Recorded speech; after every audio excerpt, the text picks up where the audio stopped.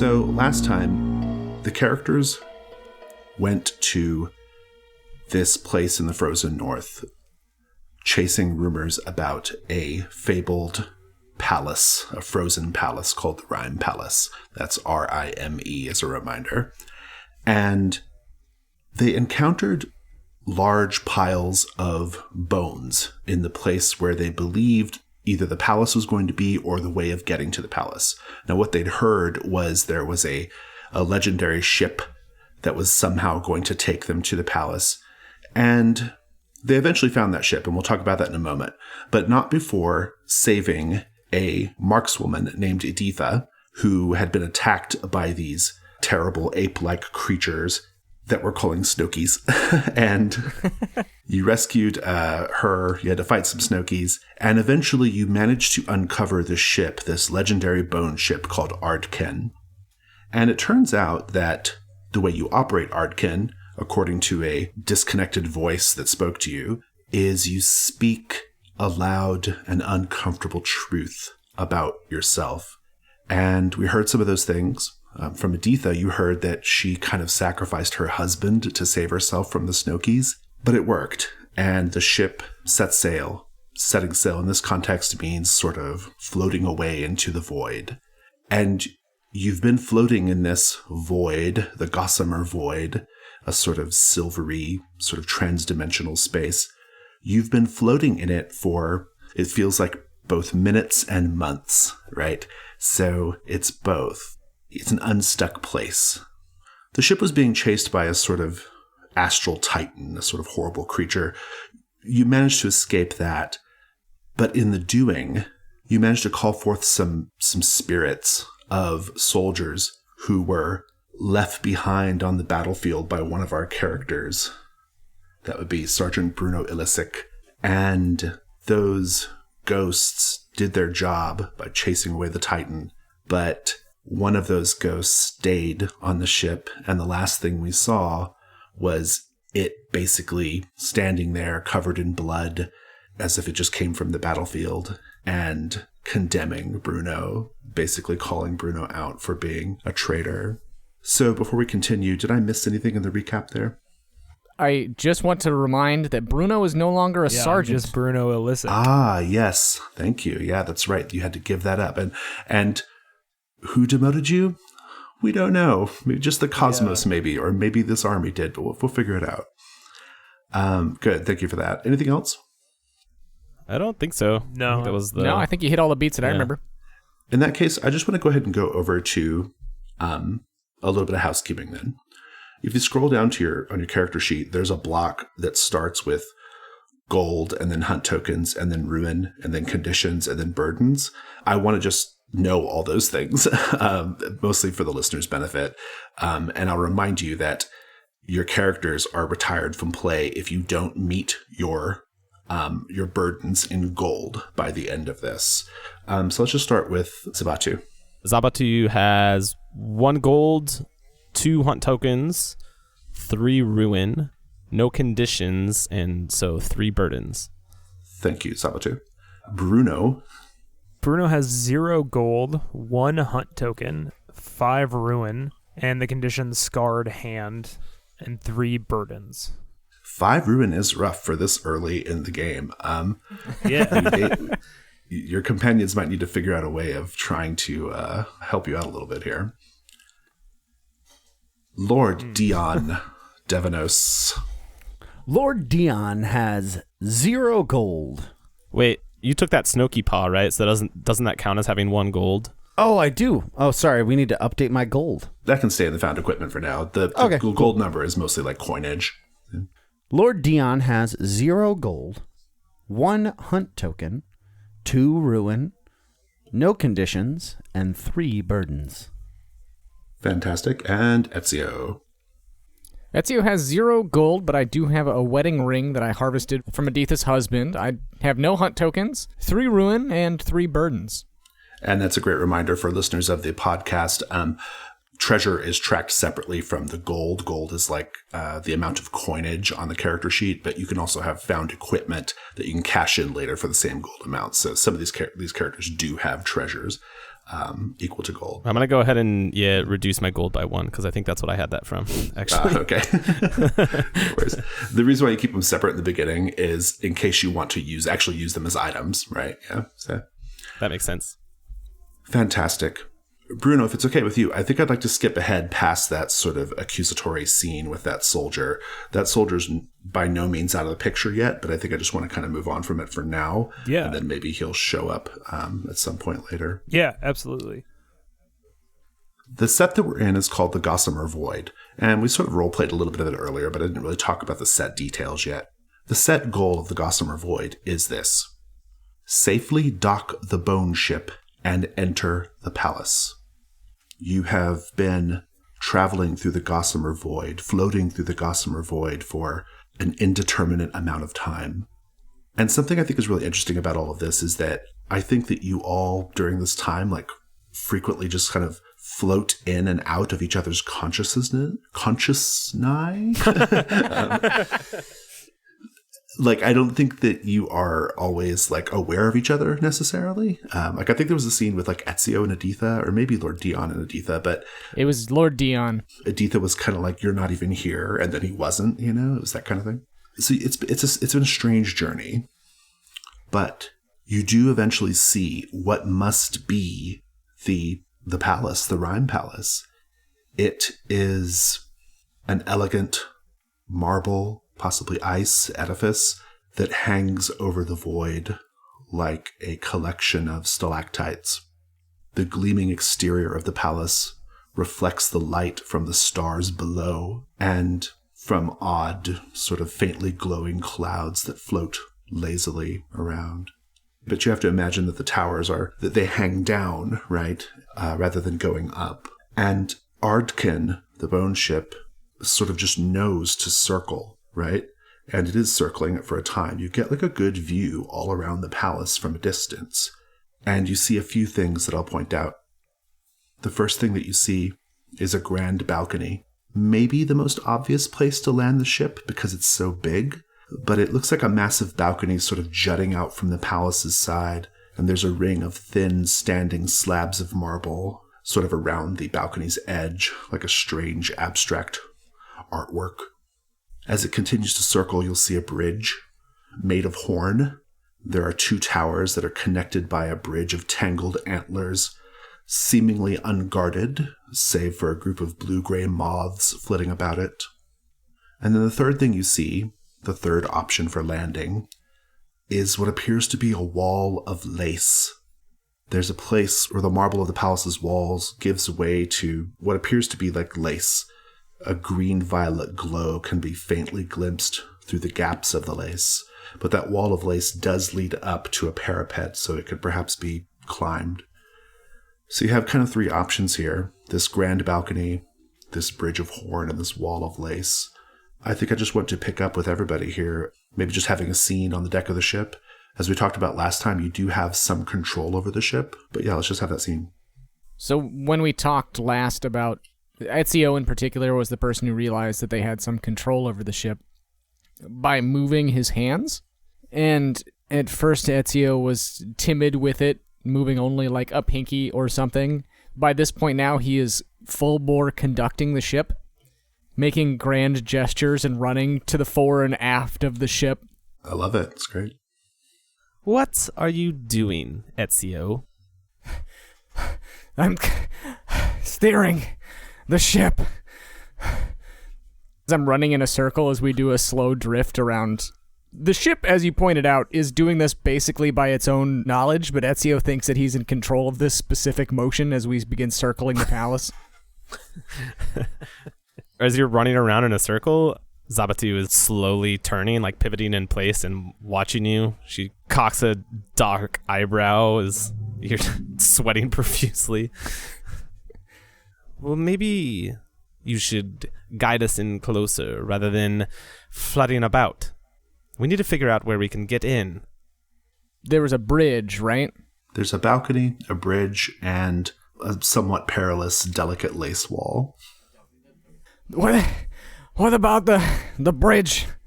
What about the bridge there? That seems like a good place to land. As good as any, I suppose. Why don't you take us down? Squire. Not right now.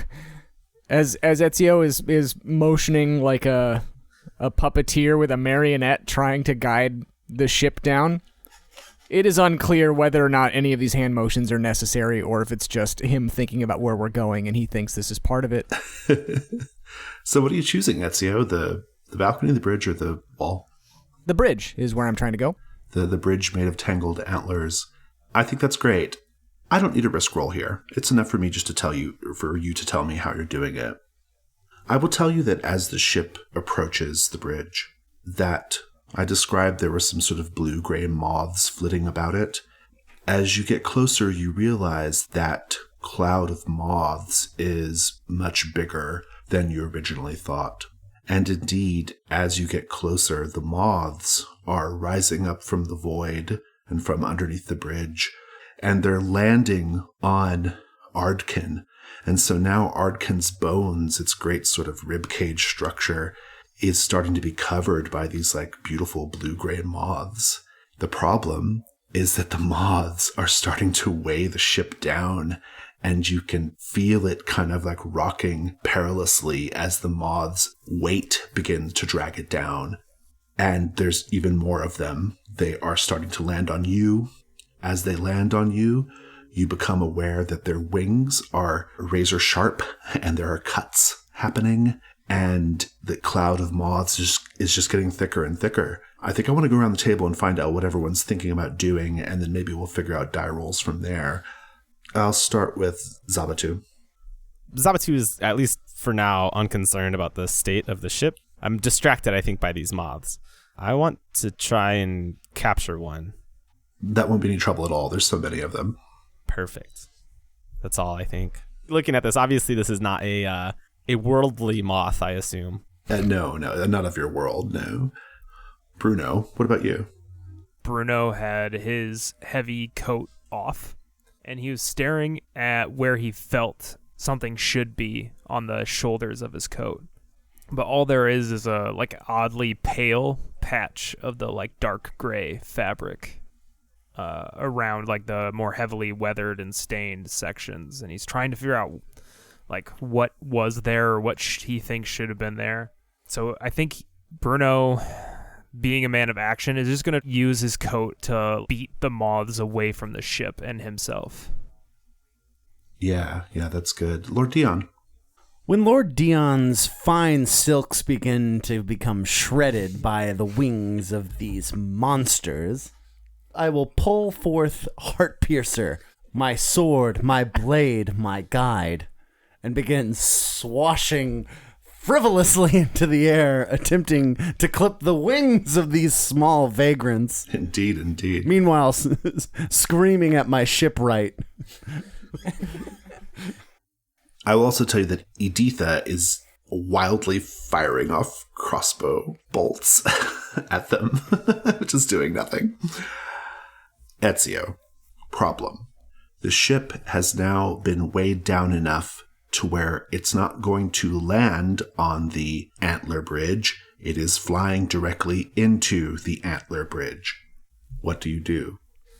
Feeling it becoming weighted down, Ezio begins gesturing his hands up, trying to scoop at the air, futilely trying to bail these moths out of the ship, and hoping that this gesture and his concentration can buck the front of the ship up.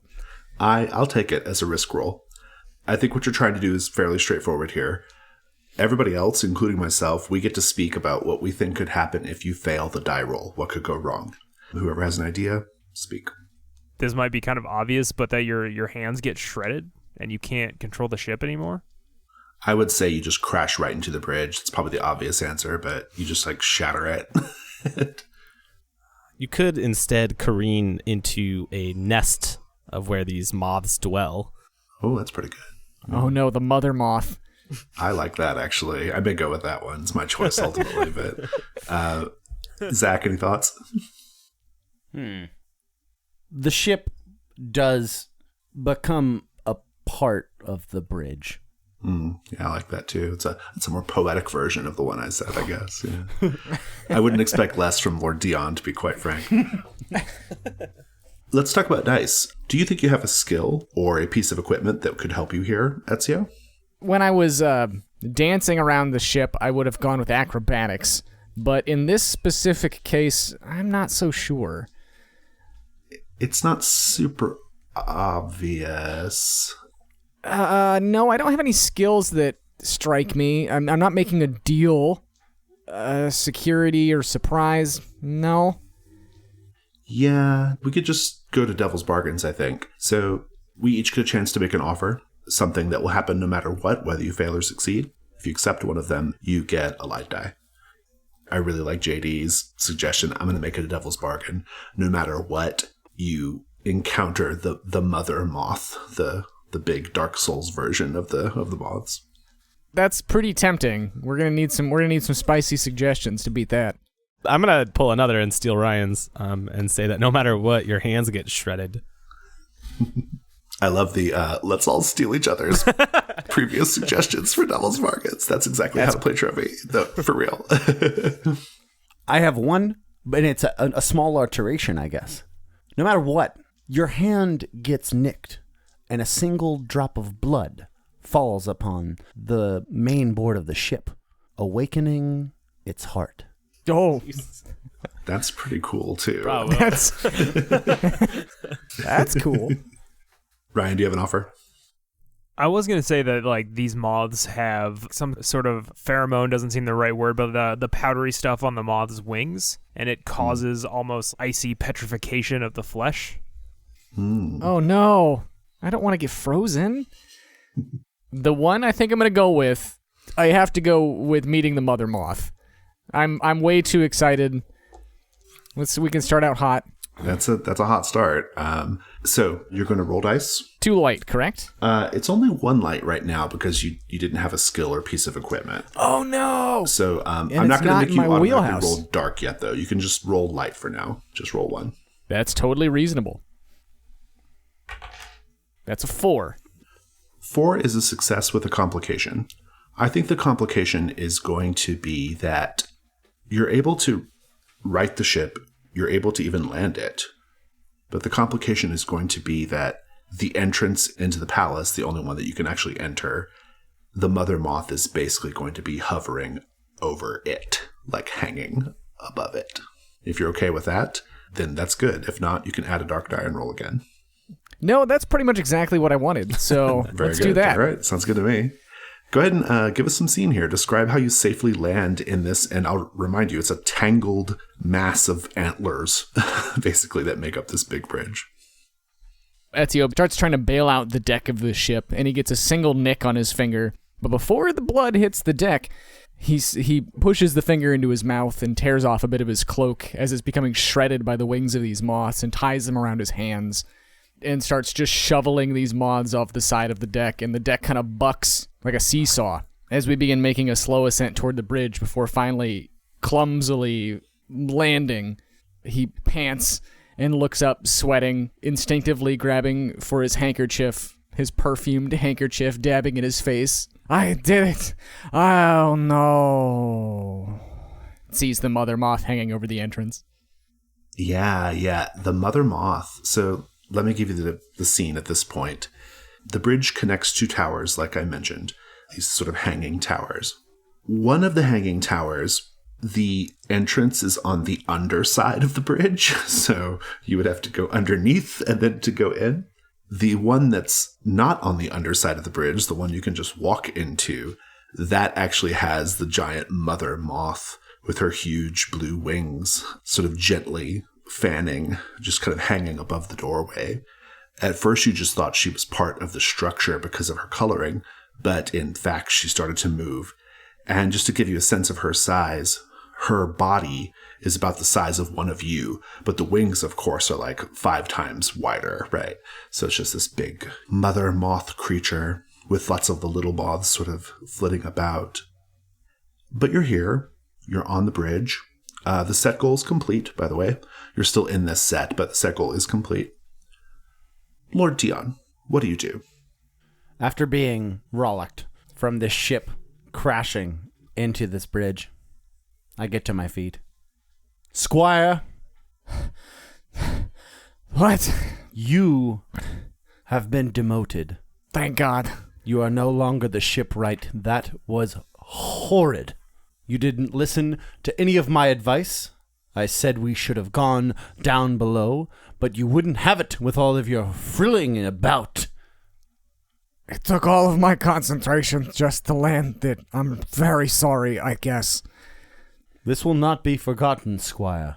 You will have to remember your place. Listen to good advice when it comes to you. If we would have come down there, and he gestures towards where the silken entrance was, perhaps our landing could have been more soft and delicate. But now we must deal with this. Zabachu and Bruno, what are you up to? Bruno is looking this moth up and down, studying its movements, because it's just hovering above the doorway or the entrance to this tower, right? Yeah, take a hunt roll since you're checking it out. Oh, okay. It's 2 dice if you have a skill or equipment, 1 dice otherwise. Okay. I feel like tactics might apply, because I'm trying to figure out how to get past I'm into it. Yeah. Okay. That's snake eyes. Oh my god. What a cruel roll. Yes. You lose all your hunt roll tokens if you had any.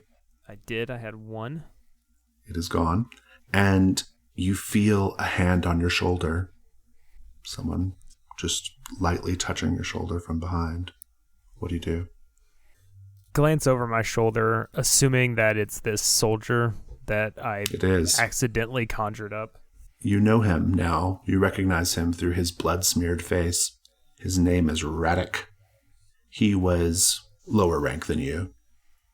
He says, "Well, Sergeant, or what do I call you now?" I cock my head. I suppose just Bruno. It'll have to do. I see you are trying to assess the situation. That's what you used to do back when we were in war together. You had a brilliant tactical mind. I remember that. I shake my head a little bit, like trying to clear the fog away. That seems to be slipping from me. I don't think you want to get into a fight with that thing. You're not really up for it, are you?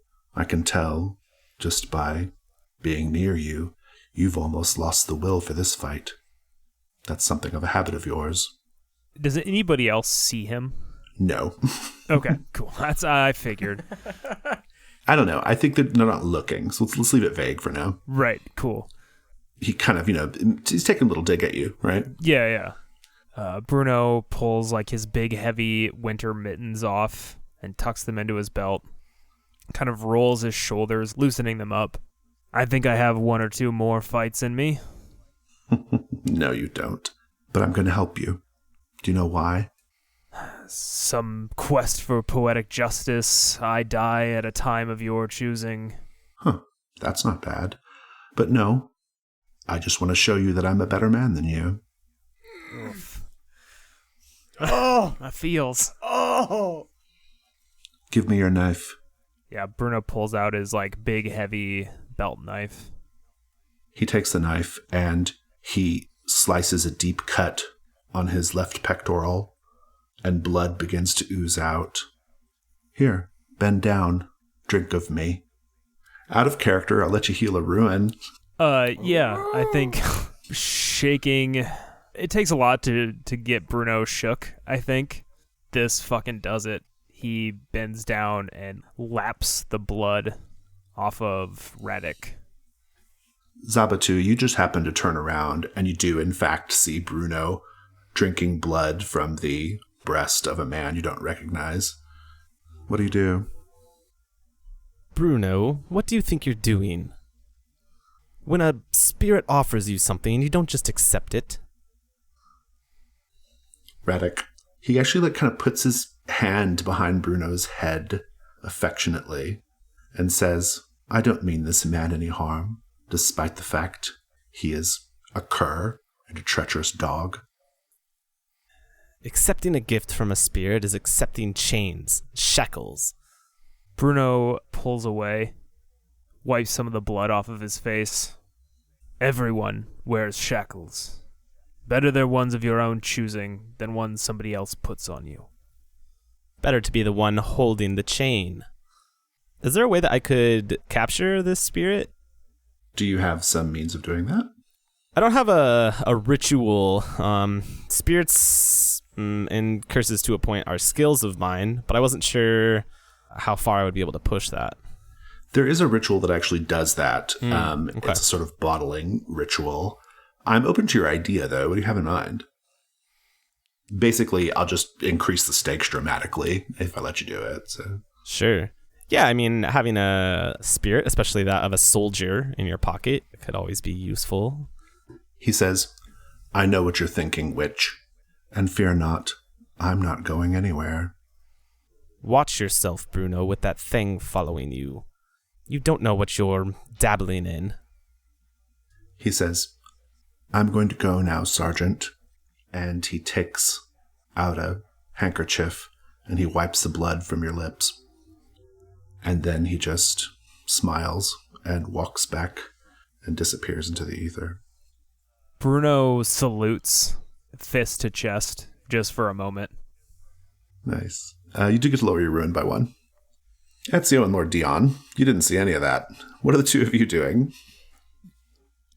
I think we've been bickering the whole time. Yes, absolutely. I've demoted you, and you're talking about how you landed the ship. I was supposed to land it on a wall? That's ridiculous. I don't... Do you not see it's a beautiful canvas in which we could partake in? We could have landed and been greeted by the beauty of whatever is behind that great veil. The unknown is precisely why I didn't try to land there. That's the problem. The unknown is the only reason the great historians and poets before us plunged forward into the islands of the unknown. They were unknown. Again with the great historians. No. We are here. We have arrived at the palace, and we only have to find our way past a great beast. What more poetic thing could you possibly want? Editha says, speaking of great beasts, my lord, look there. And she points at the end of the bridge toward the Moth. And I described it earlier as a massive tangle of horns, of antlers. And she points out 2 particularly large, grand antlers, one on either side of the bridge. She says, unless my eyes deceive me, those are a pair of elder stag horns in the bridge. My lord, you would know better the worth of such a thing. My dear, I would. Such a thing has not been seen, hide nor hair, and where I am from in a long time. I would say for decades and decades at least. Books speak of them, but only speak of them, for a few have seen. Let us pursue this great treasure. Squire? I've been promoted again. What? Ready yourself. There may be great danger if the beast attempts to attack us. I will ready myself as well. And I draw my blade. She says, I'll keep my crossbow trained on it. Editha, my dear, though you come from humble origins, there may be great things in your future if you keep your sharp wit and your high intelligence around. Forth! I swing my sword forward and begin marching. Indeed. These 2 horns are worked into the construct of the bridge. You can get them out. They would be worth a fair amount of money, especially together.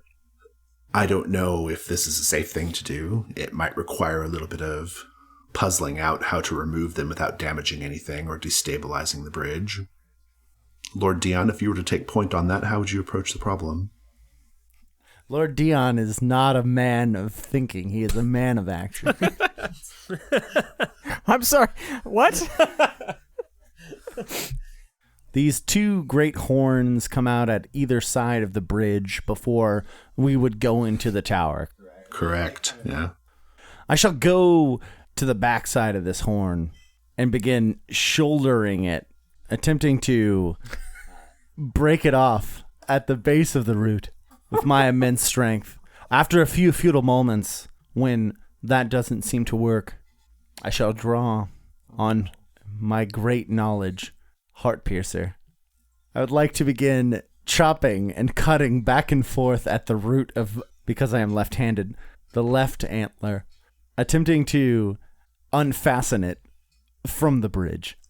I'm not going to require a roll here. I am just going to say that as Lord Dion begins wailing away at the root of the Elder Staghorn, the giant moth is clearly getting agitated.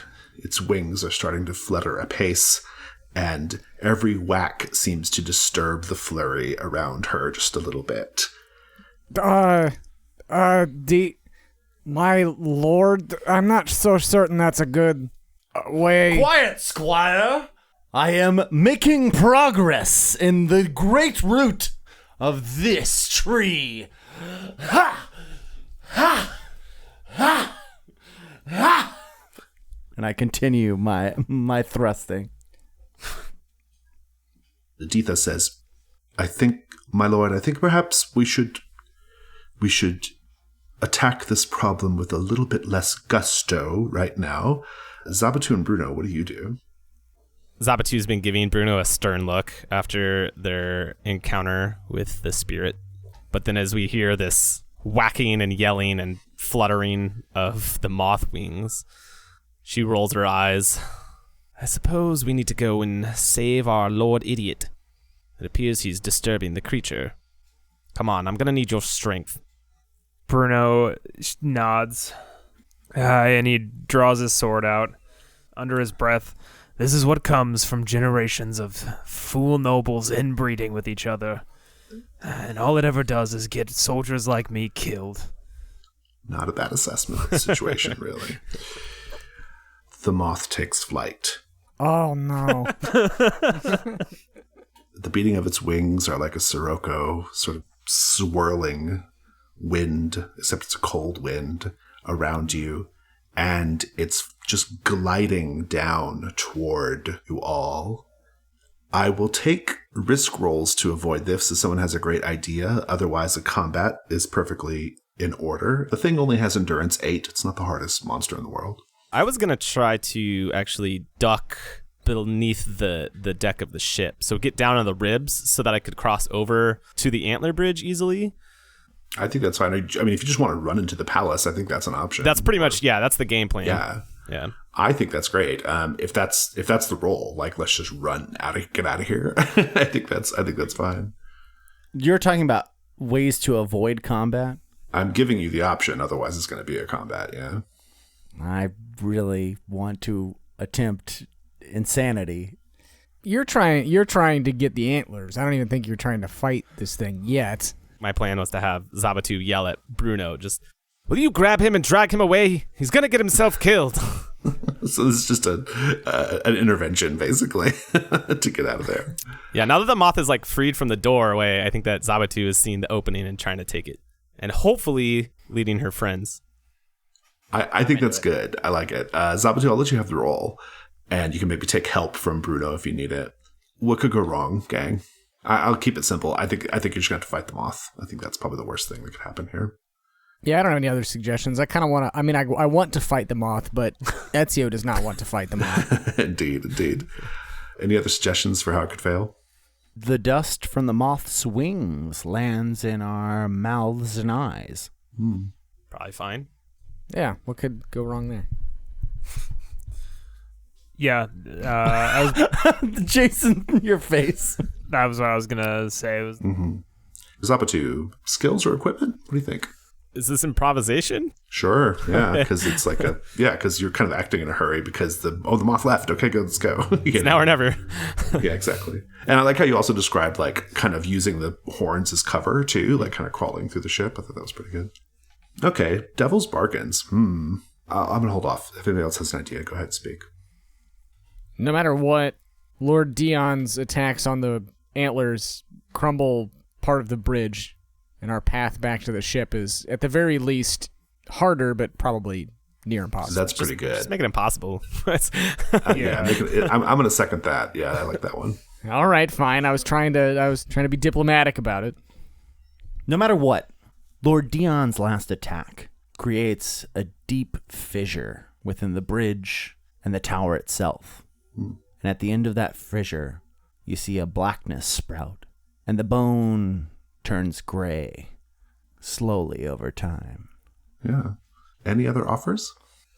No, because I was going to say that the moth takes its anger out on the ship and like tries to push it off the side. So it's basically pretty the good, same too. thing. Yeah. All right, well, what do you think, Zabachu? I like the bridge crumbling apart behind us and making an easy journey back to the ship essentially impossible. I think that's great. So you've got 2 light, and I think dark is sort of automatic here. So go ahead and roll 2-1. 6, and it's the light die. Nice. Doesn't get any better than that. Give me the whole scene. Getting everybody out of there. I'm even going to let you have one of the stag horns, Lord Dion. Losing the part of the bridge, all that. Yeah, I think we can maybe round robin this a little bit. Sure. Yeah. Certainly, Zabachu ducks down beneath the ribs, and her bare-wrapped feet hopping from antler to antler, she runs across this bridge. After she yelled at Bruno to grab Lord Dion, she loses all interest in whether her companions make it or not. So yeah, she just races, doesn't look back, ducks underneath the doorway. Nice. Yeah, keep it going. Everybody just escape.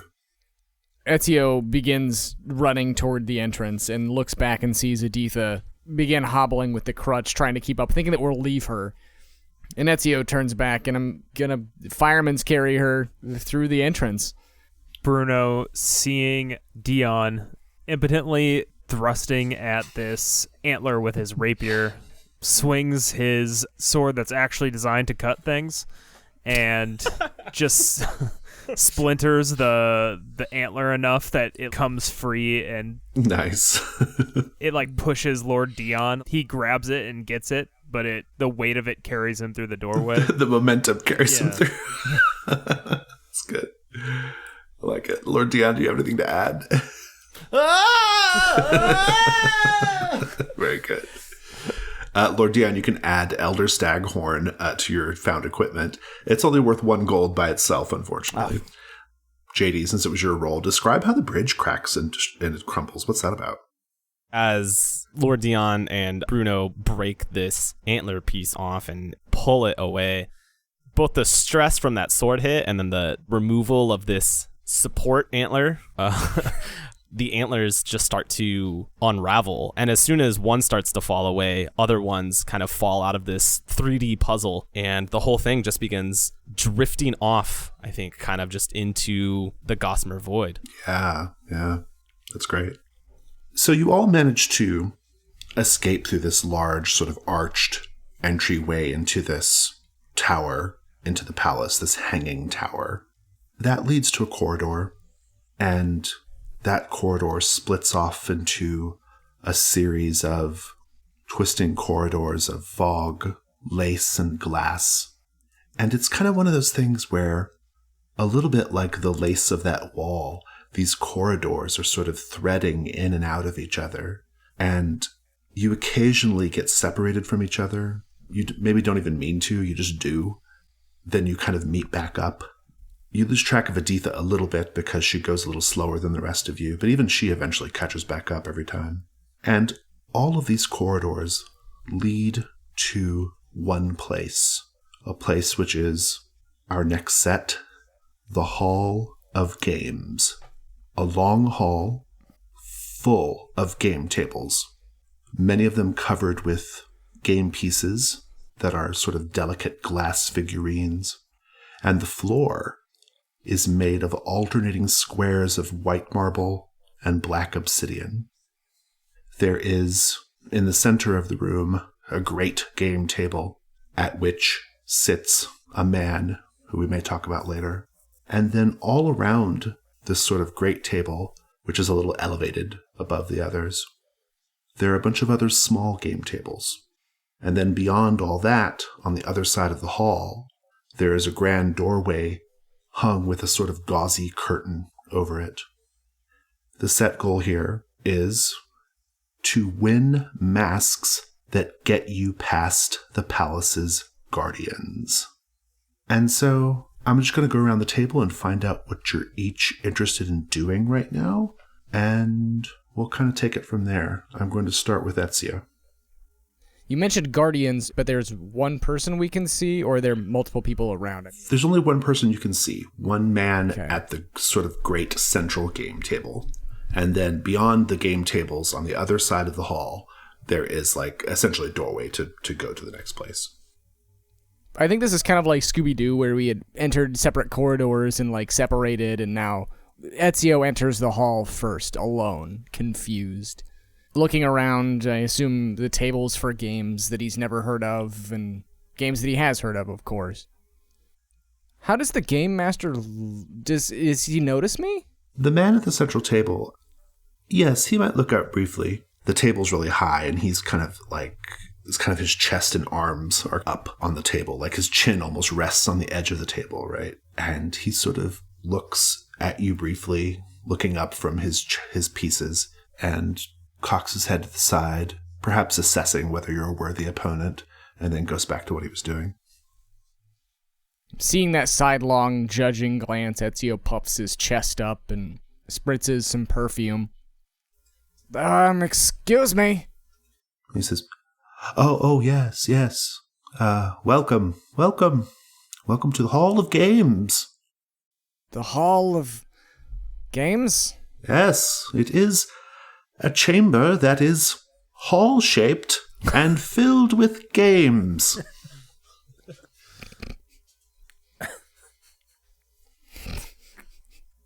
All right. I'm looking for treasure. Oh, well, the only way to get treasure here is to win it. Or I suppose steal it. But you're not going to do that because you're not a cheater, are you? Ezio squints. No? I didn't think so. Have a look around. You never know when someone who wants to play a game will just show up. Confused, Ezio looks around, and I'm going to start going from table to table to find a game that I recognize. I don't know if I'm supposed to introduce games or if you have games ready or how's this? Yeah, we hand-wave the games a little bit, but... take a hunt roll, though, since you're looking around. What is the purpose of your looking around? Just trying to see who else is there, or what are you trying to do? I'm looking for a mark. Oh, very good. Very good. Yeah, take that roll. 1 die just because, and a second die if you have a skill or piece of equipment that would apply. Deals, that might be a little... I don't know. I'm not opposed to it. Let me ask you a question. You told us when you were saying your part to Power Artkin, you said that your truth is that you know you'll never know true love, right? That you'll always be alone, I think is what you said. I'm curious about Ezio's romantic past. Is there a romantic past? Was there a woman or a man, I suppose, who held your heart and cruelly ripped it out of your chest? Unsurprisingly, I don't think that companionship is very hard to come by at Fort Durin, which is why he's spent so much time there. Adventurers, as much desperate as they are suicidal, most people thinking that this may be the last time that they go out into the world. And though they're cocksure enough to think otherwise, they sometimes are at least hyped up enough on adrenaline to think that one last night of passion could bring them a little bit of luck. That is true. Yeah, that seems about right for a place like Fort Durin. And that's a good reason for somebody like Ezio to hang out there as long as he has, accumulate enough money, and retire to the Rose District, which should hopefully have as many able-bodied people as he can to love. I like that. Unfortunately, I honestly can't think of... We mentioned before that Ezio is basically, a simp or whatever, but as far as him being somebody in a relationship at any kind of point, I can't picture that very well. And that may be a sort of arm's distance sort of situation, a hesitance to show his true self at any point. Duplicitous and cowardly. Indeed. But unfortunately, I can't summon for myself a scenario that seems a good intimate scenario and it just doesn't manifest itself to me, I'm sorry to say. No, that's perfectly, that sounds great to me. For now, make your hunt roll with 1 die, and let's see how that goes. So that's a 5. You get a token, go ahead and mark it, and you encounter something terrible, which we'll talk about in a moment. But for now, I think you're just wandering about the seemingly empty tables. Who arrives next? I think Bruno does. Okay. When you arrive, Bruno, everything is as I've described, except you also see Ezio. Okay. Bruno's eyes light up a little bit. When he was at the academy, there were only a few things that Bruno really excelled at. No good at maths, so he was never going to be an engineer. Not very good at history, didn't like to pay attention. But he was good at fighting, and he was good in his strategy classes. And so I think that his eyes light up a little bit as he sees all these games. Ezio, do you play? Was there a specific game that you were in front of? I didn't say anything specifically. He just enjoys games of strategy. Okay. Which I assume like these are kind of like chess games or checkers kind of games. Games like that, yeah. Yeah. From time to time, I am known to. Ezio looks at whatever game it is. Play this. This game right here. I roll my eyes. You provincials have no culture. Bruno eyes up the man sort of looming over the table. You any good? He says, oh. Me? Am I any good? Yes. I have a title, as it turns out. I am the games warden. I warden the games. I'm great. Rub's so good. And I can tell that you are also quite good, sir. I can tell you have a keen strategic mind just by the way you pick up and put down pieces on the table. Bruno is striding over to the games warden. He takes off his coat, puts it over the back of the chair across from the games warden. Care for a game? Oh, yes. Please, sit. We shall get going right now. At this point, you will notice, Bruno, the games warden is dressed in fashions that, I don't know how well your character knows fashion, but Lord Dion would certainly recognize his dress as out of fashion a little bit. The sleeves are a little too puffy. The velvet is a little too crushed. He looks like a well-to-do man from a much earlier era. He also has what appears to be a crystal collar around his neck. He says, yes, we should certainly play. Yes, have a seat. I shall arrange the board. And he begins arranging the board. Meanwhile, Ezio, you're still just wandering about tables, I think. Who arrives next? Zabachu will come in next. Zabachu, everything is as I've described it, except you see Bruno sitting at the great table and Ezio still wandering around, toying with pieces. Seems strange. A room of games with no players. I'm going to wander over to Ezio. Have you noticed anything? Have any pieces been moving as you've wandered? No. No. Doesn't it seem strange to you, such a large space with no one to fill it? I suppose. I thought maybe there were supposed to be people here once that aren't anymore, or I hadn't given it much consideration, honestly. Spritz, dab, dab. Do I recognize any of these games? Yes, there are games of your world. There are probably games of other worlds as well.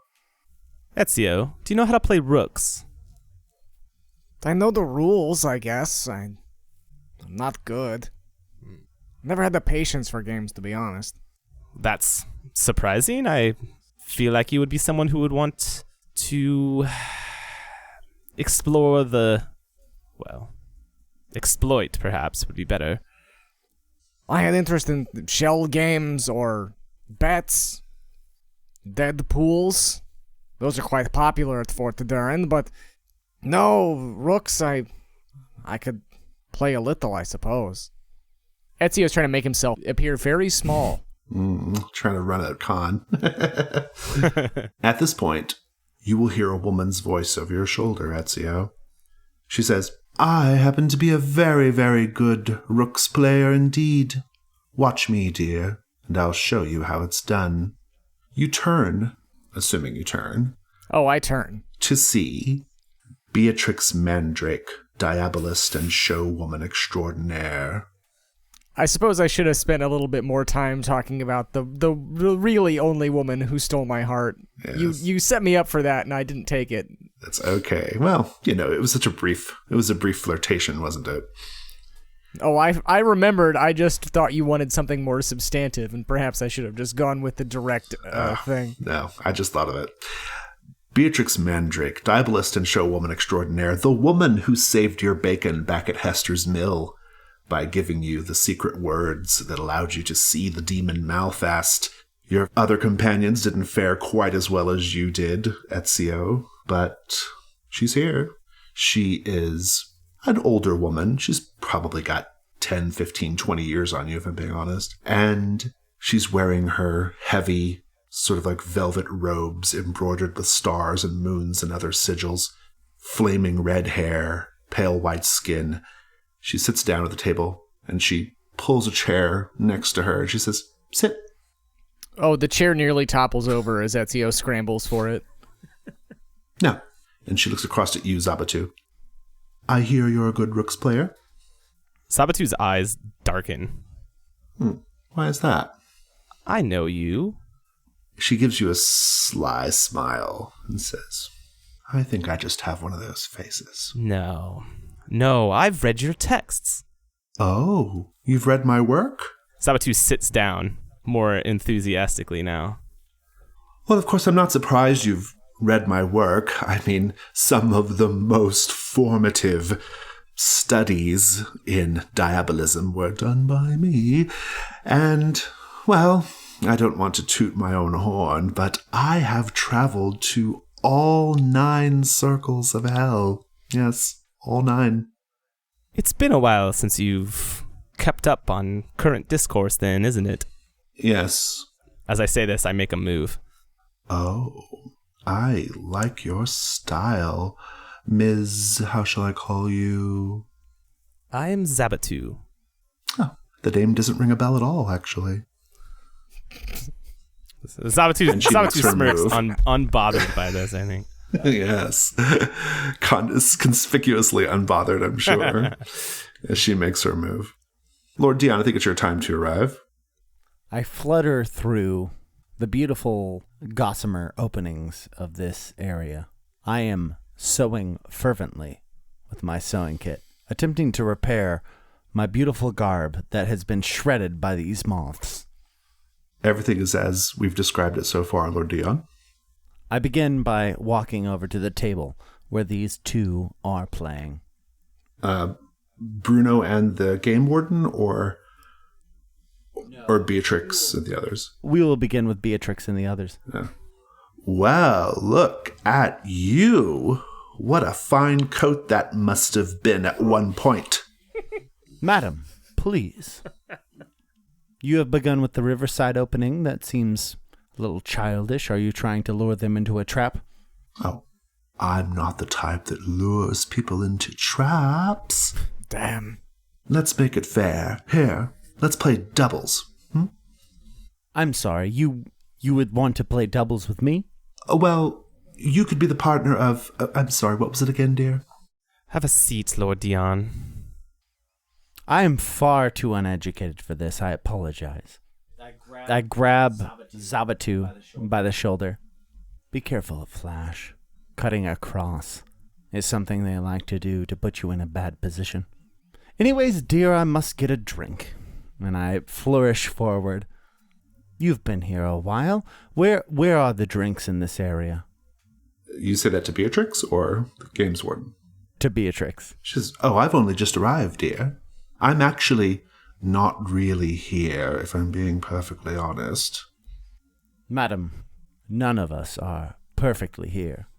But do you know where the drinks are? Or have I just come to a game hall that is dry as the desert? And she just sort of shrugs and makes her move. Says, "Your turn, dear." You are all too much, and too much together. I start pouncing towards my other compatriot who is playing amongst the games warden. As you are walking toward the central game table, you feel one of the tiles beneath your feet give ever so slightly. Just a slight depression, and then nothing more. But you can otherwise continue walking. No, it stops me. This shoddy workmanship in a beautiful place such as this. I make a scene of it. Oh, sure, yeah. No one's paying attention, but yeah. Yeah. Cutting over to the great table, the games warden says, "My name is Sarah. What's yours?" I'm Bruno. Bruno. Fine name. Bruno the games warden. Bruno, great. Wonderful. And he's getting the pieces all sorted out. And he says, "Now, Bruno, I have to warn you, we take cheating very seriously around here. Very, very seriously. Don't cheat. That's all I ask." Bruno is cracking his knuckles as the pieces are being set up. "Oh, don't worry, Warden. I don't need to cheat." No, of course, I don't mean to impugn your integrity at all, Bruno. I just want to put it out there. Fair warning and all. He's getting the board set up, and it's a chess-like game from something that you recognize. Yeah. He says, "So tell me about that man," he says as he makes his first move. "The man who is sitting over there at that table and keeps eyeballing you." Is that man Radic? It is Radic. Yeah. Imagine coming to the games hall in such a state of undress, covered in blood. My goodness. He was a man who didn't understand that sometimes you have to sacrifice a few pawns to protect your king. That's a good line as you make your move. That's great. As you tip a pawn over. Yeah, that's great. Radic apparently overheard this and says, "No, but he is the sort of man that understands honor and understands that superior officers shouldn't abandon men on the field." Sarah says, "It sounds like you two have a bit of a history." A bit. A bit. He makes his move. "Now, Bruno, we have to have a wager. Can't just play with no wager." I agree. It's been a long time since I've had a worthy opponent to play against. Yes. What do you propose? Well, how about this? This is one of my most prized possessions, and so I hope that you will put up something of at least approaching the value of it. But here, and he pulls out what appears to be a beautiful porcelain compass. This, well, you're not going to get lost with this in your hand, I'll tell you that. It always points true. So, what do you have to wager, Bruno reaches into a pouch at his belt and pulls out 2 collar pins. Okay. That are both crossed sabers. He says, yes, I have a certain fondness at times for things that go around my neck, he says as he uncomfortably plays with that crystal collar.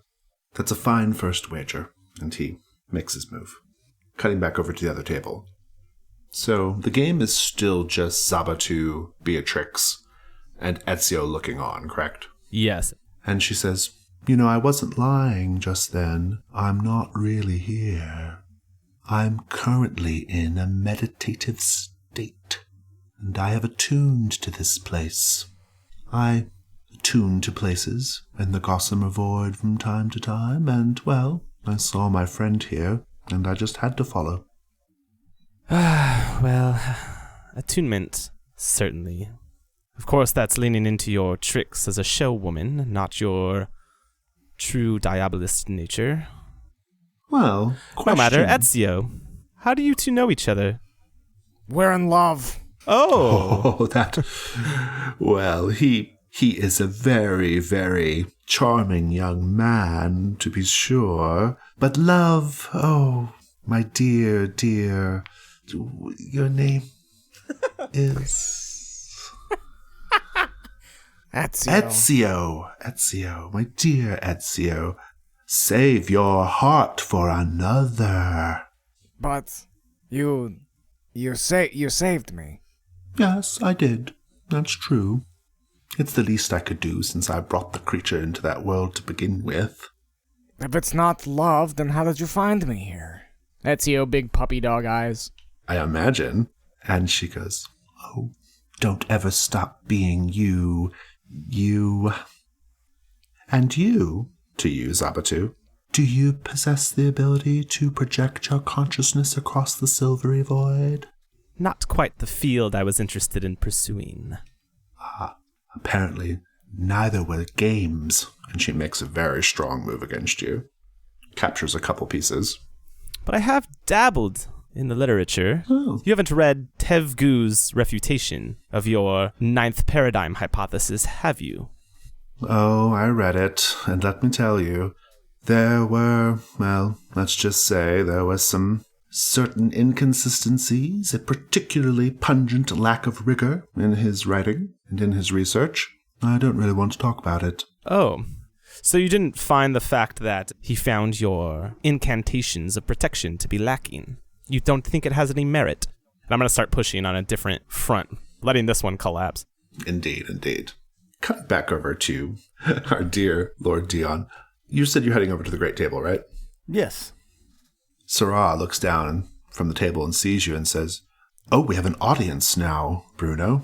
Well, apart from your disgruntled friend over there. Come to watch the master at work, Dion.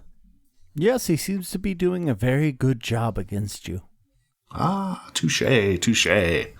I like the relationship you have with your friends, Bruno. They are all very, very quick-witted, aren't they? I think Bruno just rolls his eyes and focuses back on the game. Radix says, why don't you come over here and play with me, Bruno? I don't think you're quite ready for the big table yet. I've studied the treatises of the 400 masters for my whole life. If there's one thing that I'm sure I'm good at, it's this. And the games warden leans in and says, it's considered rude to deny a request, a challenge in this place. And rudeness is very, very near on par with cheating. Perhaps Lord Dion could take your place. Lord Dion? Bruno, you've done a fantastic job. And I survey the board in which Bruno has played. Intelligent. Some would say almost brilliant. But you die from this position. Do you not see it? So Radek is challenging you, Bruno. He says, I'm sitting all over here by myself, abandoned at this table. Bruno looks down at the board and looks back up at the games warden and tips over his king and pushes the gold rank insignia across the table. Well played, but I would hate to be rude. The table is yours, Dion. Yes, Lord Dion, join me. I shall put these two things in the pot, these fine collar pins and this fine porcelain compass, and I will add to it a bottle of pure starlight.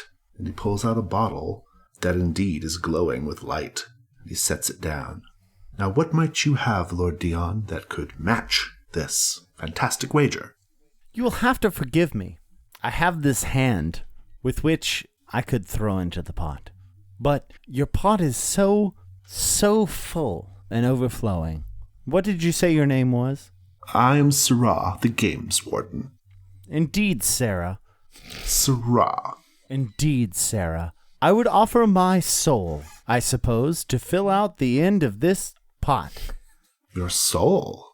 Yes, my soul. You've offered multiple trinkets. You've offered something that seems unequivocally fantastic. I believe I must offer my soul in order to truly best you in this game of... Is it rooks? I can't tell.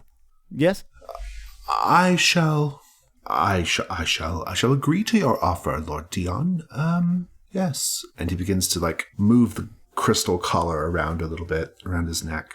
He says, I think that can be arranged. If you lose, of course. The paperwork will be signed, of course.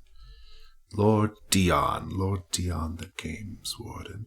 Yes. And he goes to get the board set up. Radek waves a hand in front of him at the chair and says, "Have a seat, Sergeant." Or Bruno. Bruno sits haphazardly, tossing his coat over the back of the chair. Radek makes a move right away. Your move. Bruno makes his move. I wasn't aware you knew how to play. Oh, I know how to play. Trust me. You manage to get up to a lot when you're dead. Well, at least you have plenty of time now. He makes another move. Your move. What is your fascination with me? Soldiers die. You took the coin. That's the bargain. Sure. Yes, I did. I guess I just resent the fact that I'm here and you're there. I resent the fact that you're here too. Bruno makes his move. Indeed. The games are continuing between at the three tables. And as the games are going on, you at one point smell this very sharp scent of spilled liquor. Maybe there are drinks somewhere, but there's no obvious source where it's coming from. And I think the camera of our little movie here focuses in on one of the game tables, and we see a little crystal spinning top, just sort of wobbling once, wobbling twice, never quite falling down, but very, very perilously close to doing so. And your concentration is broken by the sound of Editha, who was apparently sitting at a table, but no one saw her come in. She says, "Cheater? You're calling me a cheater? I've never cheated in my life." And if you look over, you will see that she's playing the game with her dead husband. And she stands up as best she can. She kind of wobbles a bit, right? She's nearly teetering and almost falling over. Syrah looks at you, Lord Dion, and says, "An accusation of cheating. Not good." And the black obsidian square that she's standing on falls out from underneath her, plunging her into a void below. Lord Dion, what do you do? I visibly shake. That was unexpected. I will admit that she had come with us only recently. Has she gone somewhere to pay her penance, or is she gone? He says, well, there is a massive spider web down there, and there are these quite terrifying spiders that will get to her soon, I'm sure. That is all. That is, yes, I suppose. I'm probing to see how he responds to this. Let me look at your skills. You have appraisal. I'm into it. I'll just give you this. Yeah, he's not lying. There's a big giant spider pit down there that she just got thrown into. So he is true. Anyone who cheats in this game potentially goes and Go in the hole. deals with the spiders. Anyone who's accused of cheating, I think to myself. The accusation was enough in this case. Where do you wish to begin? Is this to Syrah? Yeah. He makes his move and says, "Here." Which side do you choose, Syrah? And he spins the board around and makes his move. Yes, I understand the opening. Now, what if I do this and I move a piece forward? Well, that's an interesting move. A very strong move, my lord. In fact, very, very strong. I'm not sure I'll be able to counter it. You should definitely maintain that particular line of tactics. Are you worried, Syrah? That I'm going to lose? No, of course not. Am I worried about what, my lord? How long have you played this game? And I make an aggressive move. He says, well, I have a little bit of experience with it, I suppose. And he makes a brilliant counter move. I am the games warden, after all. But maybe for not much longer. I make a retreat backwards. How long have you been by yourself? I assume a long time without your father and your mother. I have been here for a very, very long time, my lord. The Rime Court nobles have positions that need to be filled, And they are the sorts of jobs that one takes for a very, very long time. I'm afraid, my lord, that once you are in their service, leaving it is very hard indeed. I make a couple of inconsistent moves, attempting to create a conversation on the board about stalling. I pull forth my cloak and begin mending it. You see, one thing they never record in the storybooks is the aunties, the true mothers, sisters, mothers, the ones who take care of us and teach us how to do things that are useful. You see, and I'm sewing and mending, attempting to, the cloak that has been bitten by these moths. One always wishes to have a linear path to existence. I do not. What is your path? I have but one goal, my lord, to get out of this place. And I will get out of this place. And he makes a very strong move, a very smart move. And back at the rook's table with Zabachu, Beatrix, and Ezio. Beatrix looks at you, Ezio, and says, I do wish there was a bar or something like that. I could use a bit of a drink, but I suppose it's just me acting out old habits and enthusiasms. I don't really need a drink. I'm not real. I mean, I can't spend an equipment slot on wine, can I? Sure. All right. I will absolutely pull out a bottle of wine.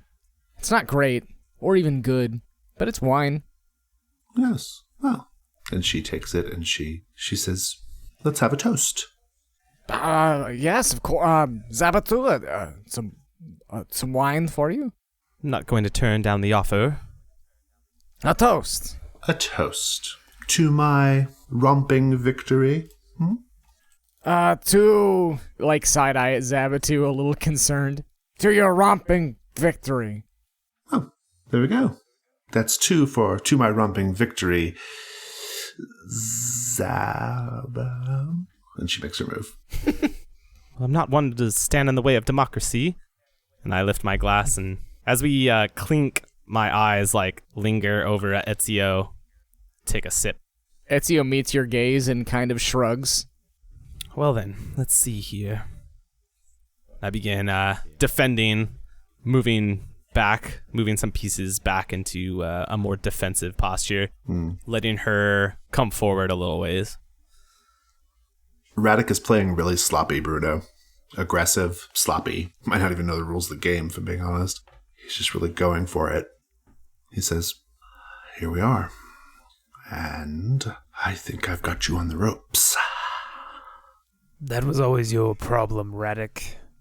You always overestimated your own intelligence.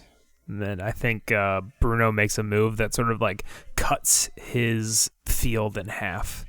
I think he's beaten.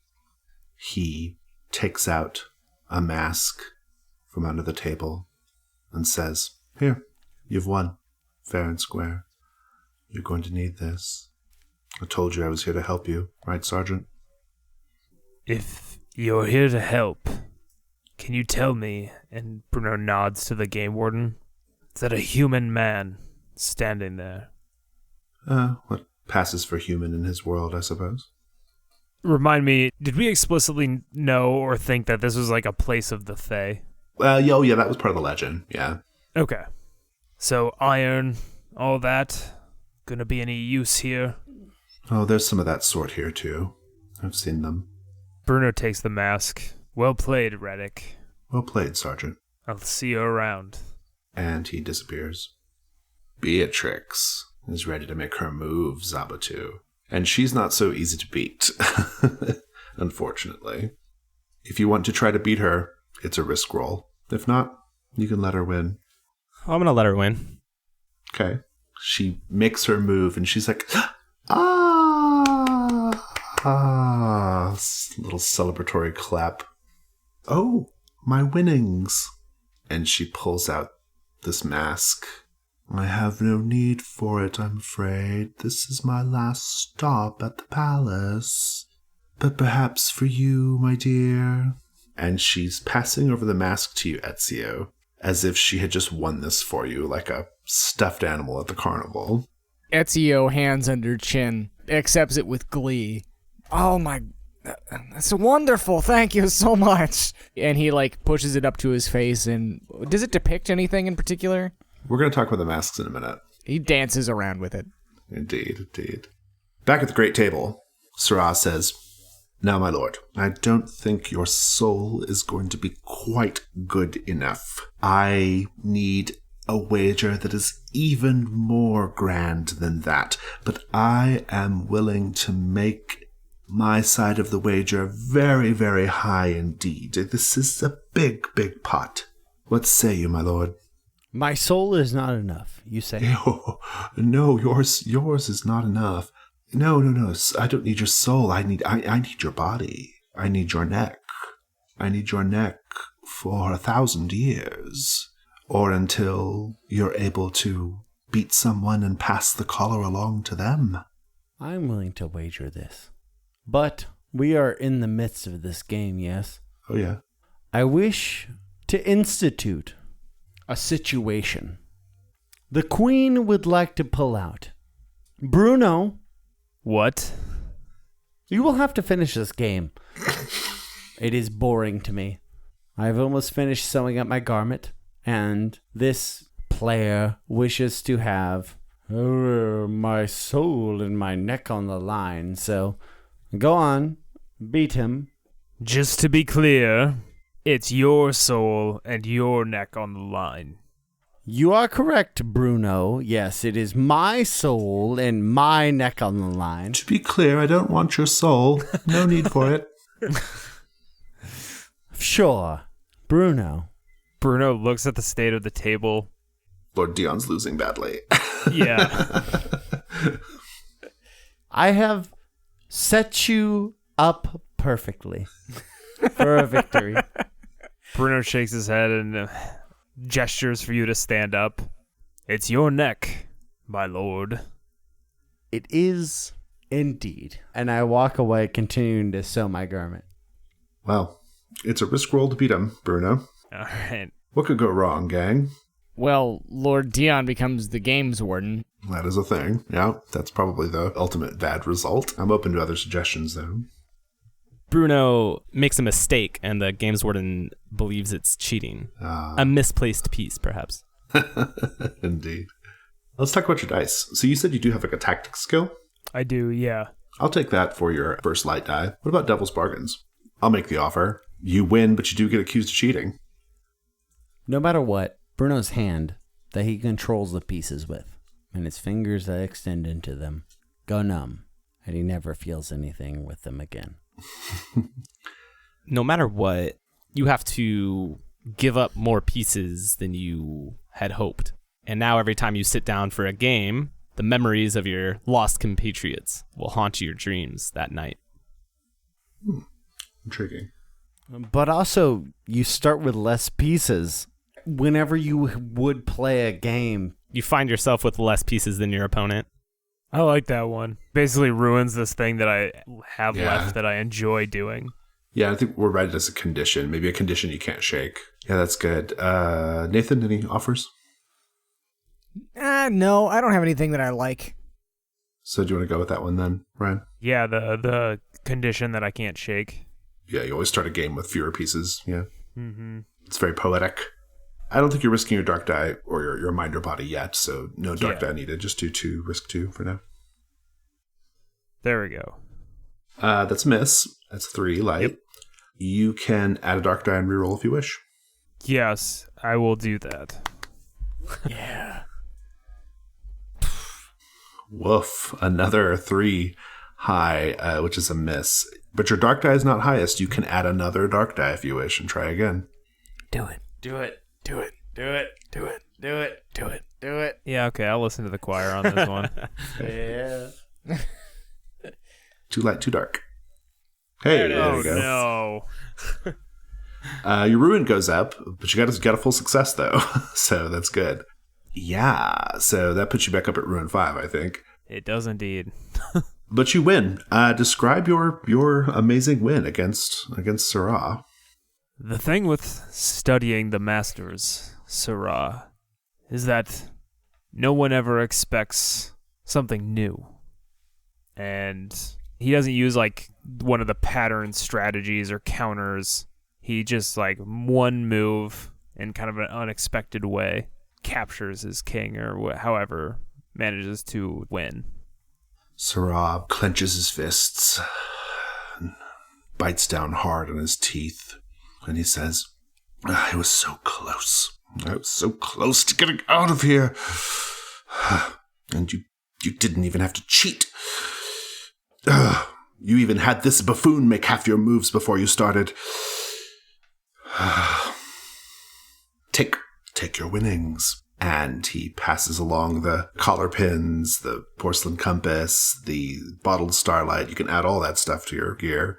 He also slides across a mask because you won the game. And he says, well, I suppose I'll just wait another 100 years for someone to come through. Unless one of you fancies a game.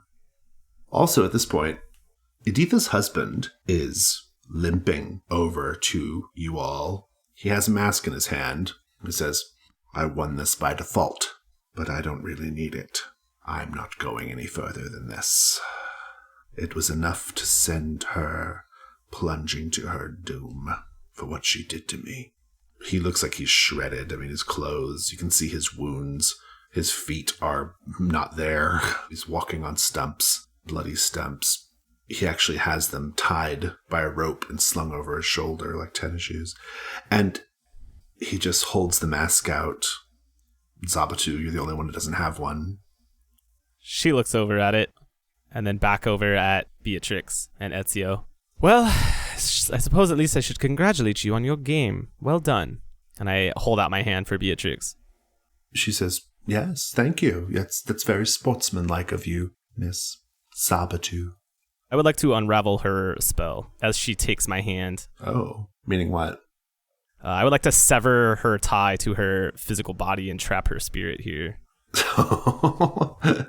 That's pretty gruesome. I like it. What about the husband offering the mask to whoever would take it? I'll probably get there if this doesn't work, but I wanted to finish this business off first. Of course. So the idea here is, you have the unravel ritual. Oh my. Exactly. That's hardcore. That's a risk roll. I like it a lot. What could go wrong? Okay. So much. You could misjudge, I guess, the frequency of her spell and perhaps partially split yourself from this plane and the plane that she's at, which is to say that the arm you're shaking her hand with would go to her plane. Does that make sense? A ChimaeraCast thing, you lose your hand. You lose your hand, yeah.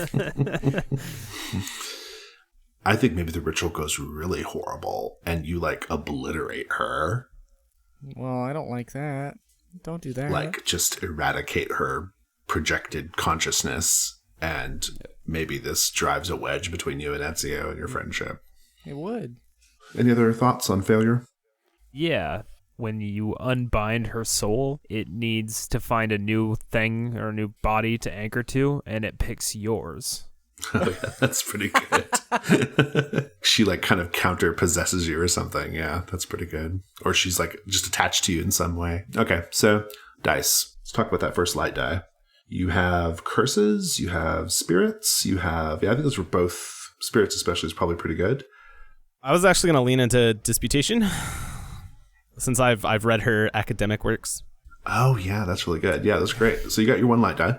And your second light die, Devil's Bargains. I actually kind of like the idea of no matter what, you're kind of stuck with her for a bit, right? She's caught in this plane, but she's attuned to you in some way. But if others have offers, please offer them. I want to do something with that spider. I just want to think about it. Yeah, there's the whole matter of Editha in the pit. Yep. Right, I want to engage with that. I'm not sure how yet.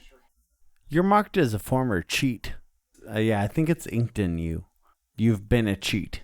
You survived whatever happened, but everyone knows. I think it's some kind of tattooed insignia on your arm. I mean, I think even the act of what you're doing could brand you a cheater, right? Yeah. devious, deceptive, at any rate. No matter what, the spider underneath the floor breaks through the floor with Editha riding on the back. I was hoping you were going to do that. I love that. That's great, too. Lots of great choices. What do you think? Spider Rider or attach yourself, I feel like. May I point out that we already have a person with a ghost? Yeah. That's a good negotiation tactic. We've already got an angry ghost. Yeah. I like that one because of the potential for role-playing, but that's also still on the table as a fail, right? So, Jason, you can always pull that one back. Oh, yeah. Or as a complication. I can always throw it in as a complication, too. Aditha is somehow trying to ride this giant spider. I think it's great. 2 light. You have to do it dark because of the ritual, so roll risk 2-1. Excellent. Hey, 6 light. You succeed. Describe it. I reach out my hand, and Beatrix smugly and self-confidently takes it. And as she does so, I take my left hand with the gauntlet on it and step forward and slash across her incorporeal form. Not cutting her, but severing those ties that attach her to her material existence. Yeah, the silver cord. Yeah. She's already kind of pale, but like the color leaves her face even more, and her mouth sort of like falls agape a little bit. You really thought I was playing rooks? No, I see now that I misunderestimated you. Well played. Well played indeed. And she is kind of balling her fists up, and you can tell she's getting ready to do some sorcery of her own. But before it gets to that, Editha's husband is still staggering about with the mask, yelling curses at Editha, happy that he sent her, or was at least connected to her being tossed to her doom, when this enormous crystal spider rises up out of the hole that she was dropped down. The spider has beautiful, thin crystal forelimbs and legs. The carapace is like a beautiful hollowed out glass carapace with a strange glowing blue smoke inside of it. And Editha is clinging on to the back of this thing. It rises up. It sinks its razor glass forelimbs into her husband, and he like cries out, even though he's just an apparition anyway, but he believes it. He cries out, and it just pulls him toward the hole.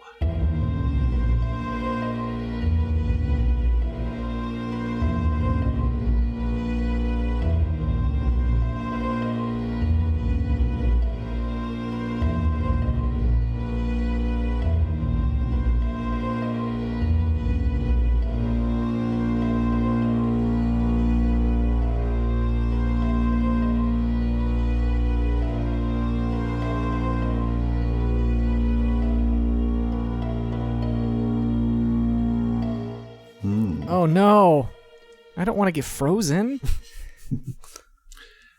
Just let it go and make a decision. I knew it. I bit my tongue, Ryan. I bit my tongue. He's aiming for the stingers early. 1 second, Zach spilled his beer. I didn't. It was gravity's fault, damn it. I'm sorry. It's fine. It's happy. I'm all thumbs tonight, gentlemen. I apologize. Happens to the best of us. That's what editing's for. Yeah. Oh, bye, Zach. You sound great. This is why we don't. The Twitch thing freaks me out. Yeah. I'm like much more chill doing this than I am when I'm just running a regular YouTube game, because those don't get edited at all. So Right. Lord have mercy. Yeah, you're like, I can want say them to anything. sound like I want to be as on point as I can be all the time. So Yeah, exactly. like I stick a title card on those and then post them up. There's nothing else happens to them. Jesus. Yeah, that's so scary to me. I'm like, Nope. I could just make some stupid joke, and people are like, well, I'll never listen to this again. I guess. Wow, they just don't shut up about Men in Black.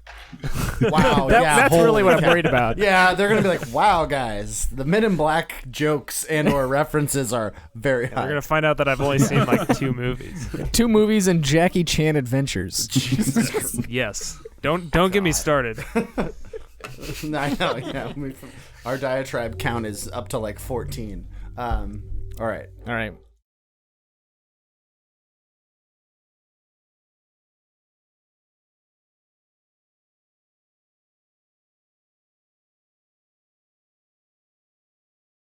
All right, so I'm going to take your idea and poetify it again. Sorry. Oh, a heart beats and then the bridge collapses. Absolutely. And honey. Absolutely not. Lord Dion is not a character. Lord Dion is my MA degree.